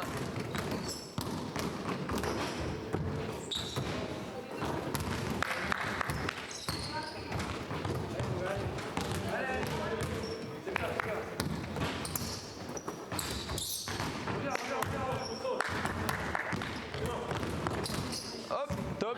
Allez, à peu près égalité ici. D'accord, on décale tous d'un rang. Vous allez là-bas, vous allez là. Vous venez ici, vous venez là. 6. Okay. Donc l'idée en fait c'est qu'à un moment donné je suis dans l'analytique au départ, je suis à un rythme lent, on peut corriger un peu le shoot et tout ça, et à un moment donné on est dans du volume. Il faut trouver toujours l'équilibre entre les deux. Parce qu'à un moment donné si à votre équipe vous leur faites que de la mécanique, de la gestuelle et tout pendant 1h30, vous les perdez. Donc il faut trouver le juste équilibre entre du volume avec du rythme, ok, et de l'analytique un peu plus lent avec de la correction. Et ça vous pouvez varier plein de situations. Donc ça peut être lay-up, 2 points, 3 points. Là, ce qu'on va faire, en fait, vous devez mettre un shoot à 2 points. Et vous allez passer la balle au coéquipier. Sauf que, si vous ratez, vous êtes obligé d'aller shooter de l'autre côté. Et à chaque fois que vous ratez, vous êtes obligé d'aller shooter de l'autre côté. Jusqu'à ce que vous marquiez. Balle au copain, le copain pareil. Dès que vous avez fini les deux, vous marquez. C'est terminé. OK? Allez, go! Allez, si ça rate, ça traverse. Allez, ça rate, ça traverse. C'est un seul. Allez. Ok, top. Victoire là-bas. Ok. Donc voilà, on peut faire plein de choses différentes. Vous pouvez dire qu'ils doivent mettre des shoots à la suite. Commencer par un 3 points, aller sur un 2 points, aller sur un 1 point. Des fois, ce qui est rigolo, c'est de leur dire de mettre un 3 points, un 2 points et un lay-up. Parce qu'il y a des tactiques différentes. Il y en a qui vont commencer au lay-up, il y en a qui vont commencer au 3 points. Voilà, ça leur permet aussi d'avoir une petite réflexion. Alors, tactique entre guillemets, mais mine de rien, on peut élaborer une petite stratégie à deux et tout. Et des fois, on est bluffé de la manière dont ils réfléchissent, même en bas âge, ok, pour voir comment ils vont organiser leur stratégie, d'accord. Une petite deuxième situation rapide au niveau du shoot, ok. Là, vous faites une équipe de 4, une équipe de... non, on va faire 3 équipes de 3. 3 équipes de 3. Tiens, regarde, tu vas me mettre un plot au corner là-bas et un plot au corner de l'autre côté. Pareil, tu vas me mettre un plot au coin là-bas et un plot à l'autre coin là-bas. Et mets-moi le plot à l'autre coin là-bas. D'accord? Ouais. Faites 3 équipes de 3. Vous prenez 2 balles pour 3. Il y a une équipe de 3 qui est ici. Une équipe de 3 qui est ici. Allez, 2, 3. Vas-y, viens. Très bien. Là, une équipe de 3 qui est là-bas. Une équipe de 3 qui est ici, face au panier. Là, face au panier. Allez, venez les 3 ensemble, là. Viens avec lui. Et une équipe de 3 qui est corner là-bas. Voilà. 2 balles pour 3. Ok, ici, ça c'est pas mal pour 2 choses. Nous on le fait en pro, ça peut être en début de saison, genre un peu de cardio au niveau du shoot ou quoi. Nous, c'est un petit truc que je fais souvent en récup lendemain de match. D'accord? Sur un peu de ludique, mais qui fait un peu courir et dégourdir les pattes. C'est un concours. À chaque fois que vous marquez un panier, il y a un point pour votre équipe. Ça, vous êtes cette équipe-là, ok, cette équipe-là. Je vous invite, quand vous avez des petits, à essayer plutôt de les faire. Là, je fais un point, parce que moi, avec les grands, des fois, on fait un point et tout. Plutôt 2 points, pareil, bien matérialisé qu'un panier, ça vaut 2 points. Voilà, c'est des trucs tout bêtes, mais des fois, c'est plus intéressant de faire comme ça. Donc vous shootez, vous shootez. Pendant qu'ils shootent, vous allez courir. Donc il y en a 2 qui dribblent, un qui ne dribble pas. Vous pouvez alterner à chaque fois, vous pouvez changer les stratégies. Nous, souvent, ce qu'ils font, ils sont pas bêtes. Les pivots, ils n'ont pas souvent le ballon dans les mains. Ok, c'est plutôt ceux qui courent. Ok, les meneurs de jeu, les arrières, c'est plutôt ceux qui dribblent. Mais ça, c'est l'organisation de chacun. Vous pouvez avoir un meneur de jeu qui ne sait pas dribbler. Ici, vous allez courir, faire le tour de ce plot-là, venir faire le tour de ce plot-là et venir faire le tour de ce plot là-bas. Dès que le troisième de chez vous, il fait le tour, il a terminé, il fait le tour de ce plot-là, vous prenez leur place. Boum, vous partez là-bas. Le tour de ce plot-là, le tour de ce plot-là, le tour de ce plot-là, le tour de ce plot-là. Dès que le troisième de chez vous, il est passé là, boum, vous partez là-bas. Donc en fait, on a 2 temps de tir pour un temps de course. Vous avez capté ou pas? Hein? Non? On va y aller tranquille. Allez-y. Vous, on imagine, vous shootez. Alors, allez, je vais le faire pour pas vous trop fatiguer. Vous shootez, boum. Moi, je viens là, je cours avec mon groupe. On court ici, on court là. On arrive tous les 3 là, boum, on vous chasse. C'est vous. Vous tournez l'équipe ensemble. On court tous ensemble ou on va pas? Non, tous ensemble. Ok. Derrière, donc on vous chasse. C'est tous les 3, vous partez là. Vous allez faire le même. Voyez, là, ok, ça fait un espèce de S. D'accord? Vous allez là, hop, vous allez chasser cette équipe-là. Ok? Et du coup, à chaque fois, donc on va faire un panier, un point. Ok? Allez, on va faire 2 paniers, 2 points pour que je reste cohérent avec ce que j'ai dit. On fait première équipe en 20 points. Ok? Première équipe en 20 points. Donc à chaque fois, vous avez 2 temps où vous shootez, 1 temps où vous courez. Ok? Allez, go!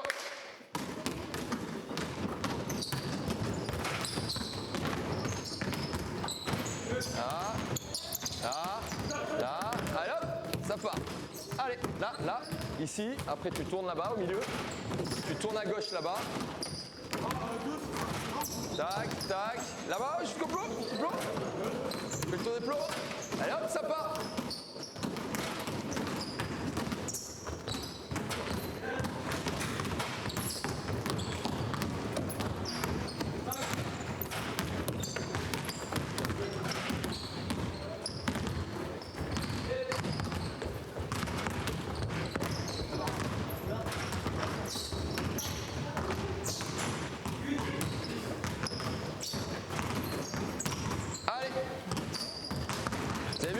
Au niveau cardio, ça tape, hein, croyez-moi.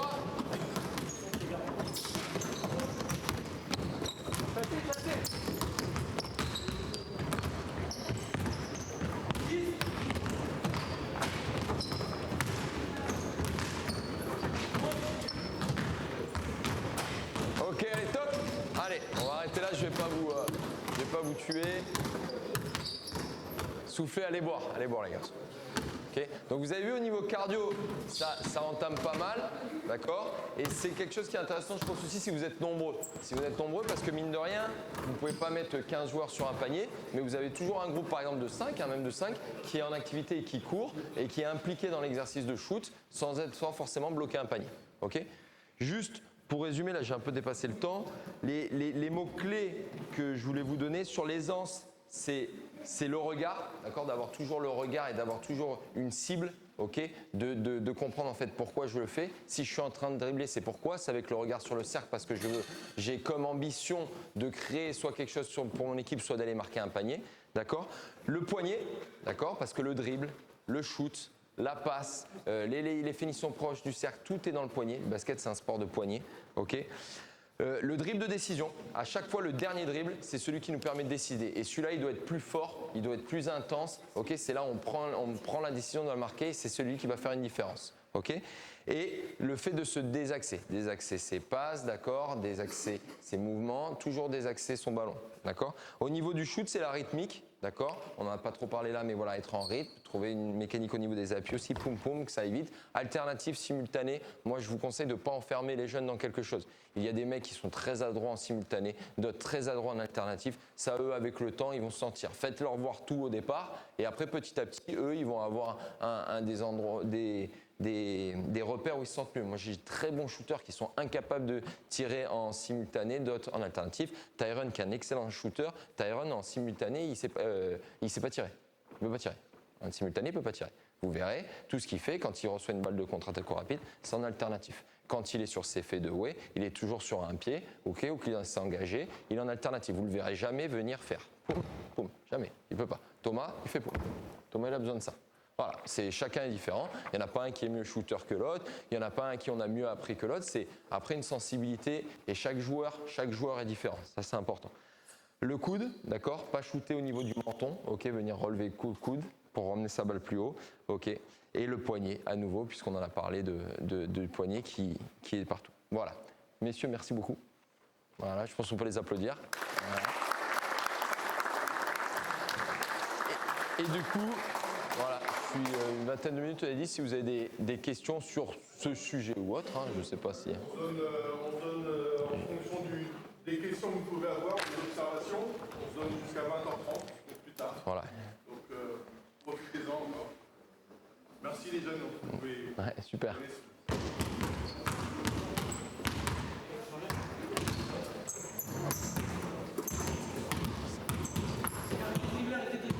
Vous pouvez me poser des questions même qui n'ont rien à voir avec ces sujets-là, il n'y a pas de problème, oui. Oui. Par rapport au travail de bride, Oui. particulièrement, on a beaucoup de. Alors moi, je suis américain, Ouais. on a beaucoup de joueurs qui dribblent avec les épaules vers le bas. Ouais. Qui dribblent avec le dos courbé. Ouais. J'arrive pas à leur faire remonter en fait l'épaule, le dos. Même si on leur demande d'avoir un regard sur le panier, la tête va bouger, mais pas forcément le dos. Comment on peut corriger ça? Alors le problème par rapport à ça, c'est qu'en fait c'est pas souvent le regard on l'a sur le dos parce que le dos est bas, mais en fait le problème il n'y a pas du dos. Il vient des jambes parce qu'en fait avancer et avoir de base c'est bien parce que nous par exemple en pro on les fait même travailler des fois avec un bâton et ils doivent venir boum engager. On parle souvent d'engager épaules et hanches. Et le problème c'est que les jeunes ils se mettent comme ça mais parce qu'en fait ils sont droits. En fait il faut inverser et se fléchir. Et du fait qu'ils soient un petit peu avancés vers l'avant et tout c'est pas très important. Mais le problème c'est qu'ils sont comme ça. Ils sont raides. Voilà. Et donc c'est vraiment venir travailler au niveau des jambes. Donc ça peut être du travail de maniement de balle par exemple en chaise, venir un petit peu comme ça. Et souvent aussi c'est des problèmes physiques. Voilà, moi j'ai des grands là, le grand que j'ai en espoir, Alvin qui fait 2m8, Alvin il est incapable de plier ses jambes. Il fait 2m8, des fois il me loupe des dunks ou il est des dunks à la limite parce que physiquement il n'est pas encore capable de faire ça. Pourtant il a 17 ans et demi, il fait 2,8. Donc c'est aussi un travail après musculaire, voilà. Il y a aussi de la souplesse. Il y a aussi souvent des problèmes de souplesse. Mais souvent, voilà, on est focus là-dessus, alors que le problème, si vous regardez, c'est là. C'est là parce qu'ils vont être ici comme ça. Alors qu'en fait, s'ils viennent juste se réfléchir, naturellement, ça va rebasculer. Mais après qu'ils soient un peu vers l'avant, c'est plutôt bien. C'est plutôt bien. Moi, pour un petit exemple, avec Mathéo Lega, l'année dernière, qui était chez nous et qui est à Poitiers maintenant, on a énormément travaillé là-dessus. Mathéo, à chaque fois, il franchit comme ça, debout. Et donc, en fait, à un moment donné, c'est ce que je disais, c'est que dans un petit espace, si je veux dépasser le défenseur, je ne dépasserai jamais le défenseur comme ça. Pour dépasser le défenseur, il va falloir que j'engage épaule et hanche. Et si je veux gagner en vitesse ici, il va le faire comme ça. Par exemple, avec Timothée Vergia, je le travaille, il passe devant moi et carrément, des fois, je l'appuie l'épaule jusqu'à ce qu'il perde l'équilibre quasiment. Et vous verrez, les top players, notamment en NBA, quand ils ont ball handling, des fois, on a l'impression qu'ils sont à la limite du déséquilibre. Et là, c'est presque parfait.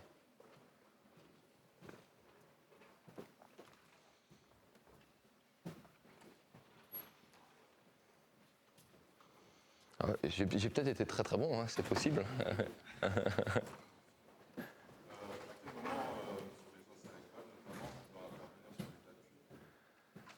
Par rapport à... Alors, moi je pense qu'il faut vraiment y aller tôt. Il ne faut pas hésiter à y aller tôt parce que même s'ils n'arrivent pas bien à le faire, c'est des repères. C'est super important pour moi parce que c'est ce que j'essaie d'expliquer beaucoup aux joueurs. Beaucoup ont la vision d'un basket. Le basket c'est le sprint et tout, c'est faux. C'est faux. Le basket, c'est le changement de rythme. C'est la rupture de rythme. Donc ça veut dire le basket, il faut savoir être lent, même à l'arrêt, et poum, être capable de changer de rythme sur une demi-seconde. Okay, et souvent, ce travail d'appui, il est important. Là, je leur ai donné, c'était pas le thème, mais vous avez vu un petit moment, je leur ai dit piétiner. Piétiner, boum, pour repartir. Donc moi, je pense que plus tôt vous pouvez le faire ici, même en petit, ils se mettent devant vous et vous dites, tu viens devant moi, allez, et tu tapes des pieds, hop, tu repars. Alors taper des pieds, ils vont être contents de taper des pieds, ils vont pas mettre de sens au départ. Mais c'est un petit mouvement qu'ils vont le faire. Après, ils vont rentrer à la maison, jouer avec papa, il va taper des pieds devant papa. Voilà. Et c'est des petits repères qu'il ne faut pas hésiter à donner parce que c'est quelque chose qui, au départ, ça ne va pas leur parler, mais au fur et à mesure, et ils vont commencer à comprendre. Et vous avez vu que eux, par exemple, ils ont du mal sur les changements de rythme. Et c'est pas qu'ils ont du mal, c'est que c'est pas naturel. Si moi je le demande pas, il n'y est pas. Comme quand je leur fais passer l'exercice au maniement de balle, vous avez vu les passes étaient catastrophiques. Mais parce que moi, j'avais pas mis mon focus sur la passe. Donc vu que moi, j'ai pas dit la passe, pas dit la passe, quoi, on s'en fout, il n'a pas dit la passe. Et ça, en fait, si eux, ils arrivent à comprendre que ça doit faire partie d'eux, c'est normal. Le focus, il n'est pas sur la passe. Mais moi, avec l'exigence que je me mets à moi-même, mais ma passe, elle doit être bonne. Mais ça c'est très dur. Hein. Moi, j'arrive pas avec les espoirs, j'arrive pas avec les pros. Hein. Donc, c'est très dur. Mais c'est vrai que derrière, dès qu'ils comprennent que c'est comme ça, qu'on puisse faire un exercice où le focus, il n'est pas là-dessus, mais c'est comme ça. Voilà. Et donc, le changement de rythme, s'ils peuvent commencer à le voir dès le début, c'est très bien. Des fois, des trucs les jeunes, vous leur dites de courir, vous sifflez, ils s'arrêtent, ça passe. Il n'y en a aucun qui va faire. Il va s'arrêter, ils vont tous faire. Et au basket, se stopper, boum, repartir, se stopper. Et vous avez vu là sur l'exercice, comme ça, ils font tous hop, ou comme ça. Donc après, je pense qu'il y a aussi, c'est pas ma spécialité, mais je pense qu'il y a des trucs physiques à régler. Mais très important, le basket, c'est un train de rupture. De rupture, c'est pas tout le temps vite le basket. Pas tout le temps vite. Oui. C'est juste une question d'application par rapport aux postures de dribble. Oh. Posture de dribble. Mhm. Avec les mains souvent, des dribbles, ils sont comme ça, d'autres. Mhm. Est-ce qu'il y a une technique que devrait apprendre à bien se débrouiller? Non, mais ça rejoint un petit peu la question à laquelle j'ai répondu tout à l'heure. C'est que déjà, quand le corps va transformer, ça va se faire. Mais il faut vraiment être focus. Soyez pas focus sur le haut, soyez focus sur le bas. Mettez votre focus sur le bas parce que c'est tout simple. Regardez, si je fais ça, moi, même sans vouloir relever le haut, si je fais ça, forcément, mon corps y suit, c'est normal. Donc, souvent, on a tendance à dire relève tes épaules et ne jamais faire attention en bas. Mais c'est pas relève tes épaules, en fait. C'est descends tes fesses, plie tes jambes. Voilà. Après, ça, vous avez beaucoup d'enfants qui sont pas encore capables physiquement de le faire. Donc, il faut pas trop s'attarder là-dessus, ça vient un petit peu naturellement par la suite. Mais vraiment l'idée de fléchis-toi. Et le repère que je leur donne, moi, c'est que quand tu es lent, quand tu dois être lent, entre guillemets, tu es relâché, tu es haut et tu es lent. Dès que tu dois être vite, poum, tu es fléchi, tu te regroupes. Et en fait, je leur dis, c'est comme un cœur. Le basket, c'est comme un cœur. C'est hop, je suis relâché, boum, j'accélère. Hop, je suis relâché, boum, j'accélère. Hop, je suis relâché, boum, j'accélère. Et si déjà ils comprennent que, allez, en mettant, voilà, on corrèle les questions par rapport aux appuis. Ok, là je suis tranquille, je suis relâché et tout. Poum, là je suis vite. Hop, je descends, je me baisse, je fléchis. Et si déjà ils arrivent à faire ça, après naturellement aussi la transformation de leur corps va faire qu'ils vont mieux se positionner. Voilà. Mais vraiment mettez un focus sur les jambes, ne vous focalisez pas sur les épaules. Et vous verrez que naturellement la bascule elle va se faire.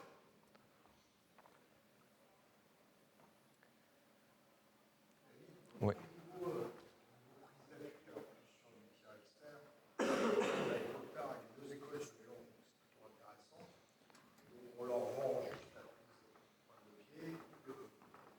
Talon, cher Amika. Voilà, dans l'apprentissage,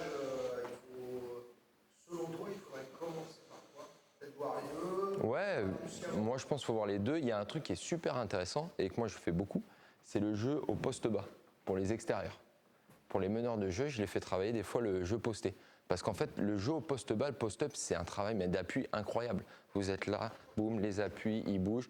Donc faire du travail d'appui comme ça, qui peut être intéressant. Et sur les stoppés, moi j'aurais plus tendance à dire, et ça je sais que c'est le dada de Mika, c'est le talon, parce que le talon vous offre un équilibre. Le talon vous offre un équilibre ici. Mais moi, je suis encore partagé là-dedans parce que je trouve que les extérieurs sur les pointes, ils sont plus vite aussi. Voilà. Donc ça, moi, je trouve que ça, des fois, je trouve qu'il y a des détails dans le basket où, pour moi, dans ma philosophie, le basket, c'est un sport de joueur. C'est un sport de joueur. C'est pour ça que je dis, hier, on me dit aujourd'hui, bravo pour hier et tout, et je le dis, mais en toute humilité, c'est les gamins. C'est les gamins. Alors oui, nous, tactiquement, oui, on accompagne et tout, mais c'est les joueurs qui décident sur le terrain. C'est les joueurs qui décident. Et je pense que c'est important, en tant qu'entraîneur, d'avoir l'humilité de se dire qu'on fait un sport où c'est les joueurs. Et notre objectif à nous, et notre travail, c'est de les mettre dans les meilleures conditions pour qu'ils puissent s'exprimer. Et pas de les robotiser. Et ça, pour moi, c'est les petits détails qui font partir du ressenti. À un moment donné, si un mec, je prends l'exemple, Mika, il est très talon. Il est talon. Mais si demain, on signe un joueur et qu'il lui met 30 points par match en s'arrêtant avec les pointes, je vais lui dire, bon, écoute, moi, c'est talon, hein, mais bon, si tu me mets 30 points par match, je vais te laisser avec tes pointes. Et je pense qu'on est tous faits différemment, que derrière chaque joueur, il y a un homme, bien évidemment, mais aussi il y a des ressentis différents, et il y en a qui vont être plus à l'aise avec la pointe. Et ça, je pense que ça va se développer avec le temps. Moi, c'est pour ça que j'invite à essayer un maximum de trucs. Et les jeunes comme vous, là, dans la clinique, vous venez, vous prenez ça m'intéresse, ça m'intéresse moins et tout. Bah, eux, dans vos propositions, ils disent, ah, mais ça, j'aime bien, ça, je me sens bien. Tiens, ça, je suis efficace. Et plus tard, avec le temps, on le voit. Quand on fait le scouting en pro de joueurs adverses, on va, oh pardon, excusez-moi, on va jusqu'à dire shooter après dribble main gauche, shooter après dribble main droite. Vous avez énormément de joueurs, on dit putain, lui c'est un shooter, lui c'est un shooter. Sauf que par exemple, les droitiers, très souvent, shoot après dribble main gauche, ils sont très adroits. Ce mouvement-là, boum. Un droitier shoot après dribble main droite, c'est plus rare. Vous avez vu jusqu'au détail auquel on va. Et donc du coup, on va peut-être orienter un joueur dans ce sens-là et tout. Et donc c'est dire qu'après, on va aussi pareil. Moi, je mets ça comme de talon difficile, pointe, mieux. Et ben shoot après dribble gauche, il est bien. Shoot après droite, il est bien. Un vrai, dans la globalité, un droitier, il va être drive droite. Et s'il part à gauche, ça va être stop tir. Très souvent. Très très souvent. Nous, le meneur, par exemple, qu'on a joué dans Tib hier, c'était ça. On avait ciblé sur ça. Quand on l'envoyait à gauche, on savait qu'il allait s'arrêter de tirer. Quand on l'avait à droite, on savait qu'il fallait le pousser plus loin et venir aider parce qu'il pourrait finir le livre. Donc voilà, ça après c'est la stratégie. Et le truc le plus important au haut niveau, et moi c'est ce que j'essaye d'expliquer à mes jeunes, bon, un peu moins au pro parce que c'est un peu plus tard, c'est la vraie qualité d'un joueur pro, c'est se connaître. Parce que mieux tu te connais, mieux tu sais te juger, parce que le mec qui arrive, il dit moi je sais tout faire.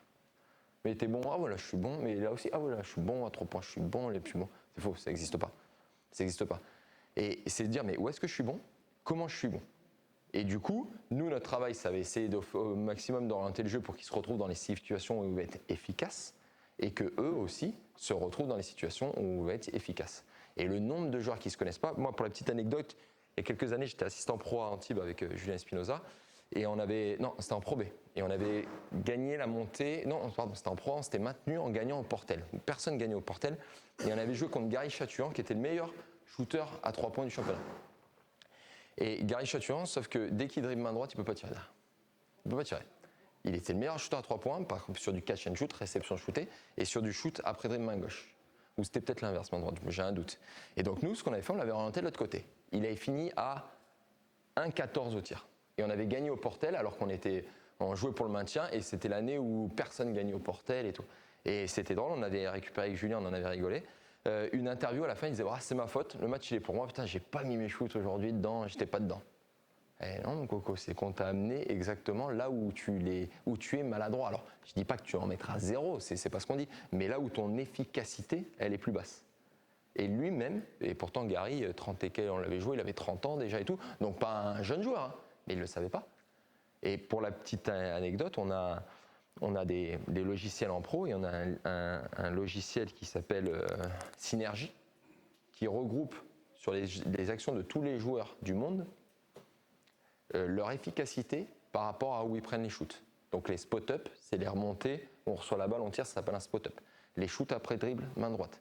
Les shoots après dribble, main gauche. Et ça, c'est répertorié sur toute une saison. On peut cliquer et voir tous les shoots après dribble, main droite des mecs, tous les shoots après dribble, main gauche, et avec des pourcentages.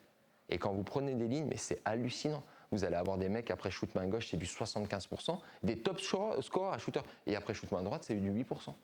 Et les propres joueurs ne le savent pas. Et moi, ce que je fais en début de saison, on le faisait en pro Antibes, c'est qu'on fait toujours une vidéo en premier temps d'équipe des joueurs. Et dire voilà, lui, tu vas jouer avec lui, ben lui, c'est lui. Voilà ses qualités, voilà ses défauts. Et bon, là, on va un peu dans le monde professionnel, mais ce qui est intéressant aussi, c'est que ça vous établit une hiérarchie dans l'équipe sans dire faites la passe à lui parce que lui, c'est le meilleur joueur ou tout ça. C'est que dire ah ouais, lui, c'est un shooter, ok, ouais. Donc, c'est-à-dire si j'ai un ballon sur un shoot, je le donne à lui. Et la hiérarchie, elle est naturellement mise en place parce qu'on l'a fait en mettant en avant les qualités de chacun. Et pas en étant réducteur, en disant ben lui, c'est l'américain, c'est le meilleur joueur, filez-lui la gonfle pour gagner le match, et puis voilà. Et c'est une manière de faire, je trouve, qui est intéressante. Oui. Dans le travail de développement d'un joueur, est-ce qu'on insiste plus sur ses qualités ou est-ce qu'on travaille plus sur ses défauts? Ah, c'est l'éternel débat, ça. L'idée, je pense, c'est d'optimiser au maximum ses qualités et que ses défauts ne l'empêchent pas de jouer. L'exemple simple, moi je m'occupe d'Mbaye. Mbaye, pour ceux qui suivent un peu les pros, ben, le truc c'est qu'à un moment donné, les mecs ne soient pas à 8 mètres pour le laisser shooter, quoi, parce que sinon, voilà. Donc on n'en fera jamais un shooter. Bien évidemment, on ne fera jamais un shooter, donc on travaille ses qualités, mais au niveau de son tir, on essaye aussi de le travailler pour Pas pour en faire un top shooter, on n'y arrivera jamais, il n'a pas ça en lui et tout. Mais de faire qu'à un moment donné, dans son jeu, ça va être pas être un poids terrible. Alors lui, ça sera jamais un poids terrible parce qu'il peut démarrer des 3 points et aller dunker sur la tête de tout le monde. Donc, mais parce qu'il a des qualités athlétiques exceptionnelles. Mais voilà, c'est cet équilibre-là entre optimiser au maximum les qualités et surtout pas dire ça tu sais faire. Non, non, non. Si tu as des points forts, en pro c'est simple, hein, on vous attend sur 1 ou 2 points forts. Hein. Si vous prenez la liste des joueurs pro, ne serait-ce que notre équipe et tout, les mecs ils n'ont pas 50 points forts. Hein. Ils ont 1 ou 2 points forts. Hein. Timothée Verja et un point fort, c'est le tir. Hein. S'il ne tire pas, Tim, je dis attention, je ne suis pas en train de dire qu'il ne peut rien faire, mais il est dans une efficacité dans le jeu moindre. Et pourtant, c'est un joueur pro connu et tout, mais on n'a pas besoin, on ne cherche pas des joueurs avec 50 000 points forts. Plus vous allez vers le monde pro, plus vous êtes un petit peu rangé dans des cases. C'est là, toi, tu es bon là-dedans, toi, tu es bon là-dedans et tout. Donc, il faut vraiment optimiser au max les qualités et faire que les défauts ne soient pas un problème, une contrainte dans le jeu.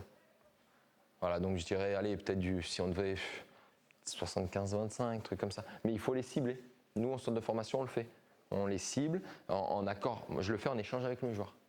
C'est leur ressenti à eux, plus le mien et ma vision, qui fait qu'ensemble, on se rend compte pour définir 2-3 points forts, 2-3 points faibles à travailler.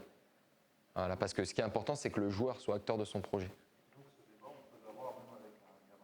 Ah oui, oui, oui, oui, oui. C'est là où je dis, comme j'ai commencé en intimité, c'est qu'il n'y a pas de vérité. On est dans un sport où il n'y a pas de vérité. Vous savez, vous pouvez avoir une équipe qui est super à droite à 3 points, vous lui faites une zone et vous gagnez le match. Et vous vous dites, mais il est fou, quoi, il fait des zones alors qu'ils mettent que des 3 points. Ben non, ils sont passés sur zone, ils n'ont plus mis un tir à 3 points.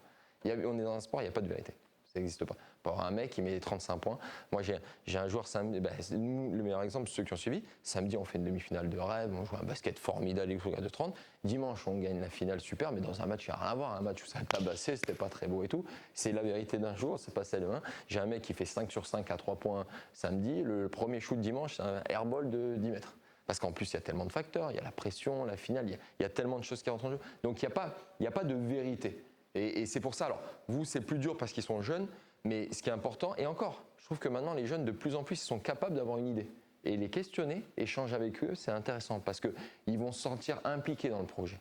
Et le pire pour vous, ce serait aux gamins de dire, tu fais ça, ok. T'as vu, je l'ai fait, ouais, j'ai fait, mais pourquoi tu l'as fait en fait? Parce que tu me l'as dit. Non, oui, mais je sais pas, tu m'as dit de faire ça, moi je fais ça. Et puis si je fais pas ça, tu vas me gueuler dessus. Donc en fait, le mec ne met aucun sens sur ce qu'il fait. Ce que j'ai fait tout à l'heure avec eux. Mais pourquoi on fait ça en fait?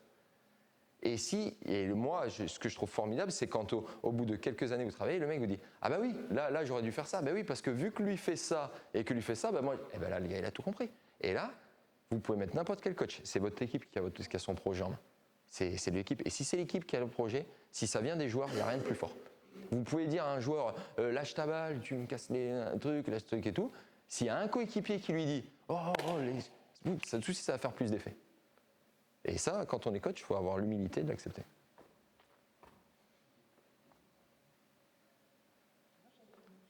Oui. Parce que mettre en place des entraînements spécifiques comme ça, quand on a un entraînement. Oui, je sais. C'est pour ça que moi je respecte. Je respecte totalement ce que vous faites parce que maintenant j'ai basculé dans une catégorie, je pourrais pas, je sais que c'est très dur, les entraînements à 25, 2 paniers, ça je sais que vous avez des problématiques et sincèrement, ça vous pouvez me poser toutes les questions du monde, je n'ai aucune réponse parce que c'est très difficile. C'est très difficile, si on veut faire de la qualité, bien sûr, il faudrait dire le nom, mais si on aurait le nombre, la trésorerie, elle gueule parce que les licences, ça fait truc, je sais, ça c'est. Alors il faut essayer peut-être qu'avec le temps, normalement, il y a un petit peu moins de joueurs, plus on va vers entre guillemets l'élite, mais. Ouais, mais sauf que moi, là j'ai des 17. J'en ai quelques-uns qui sont très bons. Ouais. Et d'autres, oui. Non. Donc c'est compliqué d'adapter pour que ce soit que chacun. Eh oui, il trouve son compte. Ouais, je suis complètement d'accord. Alors oui, on joue sur les points forts, les plus faibles aussi. Donc on les a fait avancer dans l'équipe, mais on n'a pas le temps aux entraînements de la faire faire avec l'équipe. Ouais, je vois. Non, mais je sais, c'est difficile, ça. Moi, c'est pour ça que j'ai un grand respect pour ce que vous faites, parce que vous faites un travail qui est beaucoup plus difficile que le mien. Hein. Sincèrement, hein, parce que nous, on est mis dans des conditions, on a 10 joueurs, on a un préparateur physique, on a 2 entraînements par jour. Moi, au centre de formation, j'ai un préparateur physique, j'ai 2 assistants, j'ai 12 joueurs, j'ai des mecs qui voient le kiné tous les jours et tout. C'est cadeau hein, pour nous. Hein. Alors oui, on a plus de pression, entre guillemets, mais vous, c'est un enfer. Moi, des fois, même quand j'en ai 15 à l'entraînement, je pète le banc, je dis, mais il y en a trop, ils sont partout. Alors je me dis, des fois, il y en a, ils en ont 20, 25, une fois dans la semaine sur 2 paniers. Donc c'est vraiment ça c'est plus pas politique, mais je veux dire les visions de club, la façon de travailler et tout, mais c'est très dur, c'est très dur et il faut essayer, si je peux dire, hein, c'est d'essayer d'arriver à ce que tout le monde se rassemble derrière un objectif commun, que les bons comprennent qu'ils vont avoir besoin des moins bons, parce que même mine de rien, si les moins bons ils sont pas là, ils sont 4, donc ils peuvent pas jouer, déjà tout simplement. Voilà, donc les dire voilà, et tant qu'à faire, du coup ils sont là, comment on peut essayer de faire qu'ils soient un peu, les faire monter un petit peu. Sur le centre de formation, moi je fais un petit PowerPoint en début de saison, où je mets mes leaders, je responsabilise quelques leaders d'équipe, je mets mes lieutenants, ceux qui sont un petit peu entre deux, et je mets mes dogs, mes underdogs, ceux qui sont plus jeunes et qui sont prêts. Voilà. Et c'est toujours, en fait, il y a 3 colonnes, avec des joueurs suivant l'âge, suivant le profil et tout, et il y a toujours la colonne du haut qui doit tirer avec bienveillance la colonne du bas, et la colonne du bas qui doit pousser la colonne du haut à être meilleure. Voilà. Mais moi, je le fais avec des PowerPoint, des vidéos, des 2 entraînements par jour, des trucs, et je sais que vous, c'est pas ça. Mais, voilà, c'est ça. Si vous arrivez à les rassembler derrière un objectif commun, déjà, ce sera pas mal. Ce sera pas mal.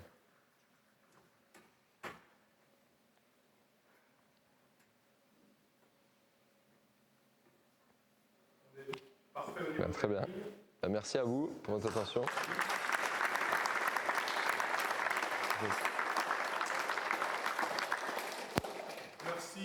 Merci aussi à tout le monde de s'être déplacé sur un début de semaine. L'idée, c'est aussi, le message qu'on envoie, c'est qu'on a nos diverses expériences sur le terrain de basket. On aime normalement, vous êtes là, donc vous aimez tous le basket. En effet, il y en a qui entraînent tous les jours, 2 fois par jour. Certaines entraînent 1 fois par semaine une catégorie. Quelque part, peu importe l'expérience, le message aussi, c'est que quand on peut se rassembler sur des moments comme cela, c'est profitable à tout le monde et ça peut donner des idées, ou des idées que vous allez vous approprier et faire différemment. Mais voilà le message. En tous les cas, c'est ce que, avec le club de la DAVOA, on met en place depuis février, début février. Se retrouver et créer aussi une dynamique d'équipe technique. Voilà, parce qu'on parle souvent de l'équipe, tout de suite c'est les joueurs ou les joueuses, mais dans ma formation personnelle en tant que coach, moi j'ai aussi grandi avec une équipe de techniciens. Voilà, donc dans vos clubs, en fonction de vos moyens, vous pouvez faire aussi la même chose entre vous, par 2, par 3, par 4, par 10, en fonction du nombre d'entraîneurs qu'il peut y avoir. Et puis à la DAVOA, la prochaine fois, j'espère qu'on sera un peu plus nombreux pour la réunion numéro 3. Voilà. Merci à vous. On va vite mettre en place un petit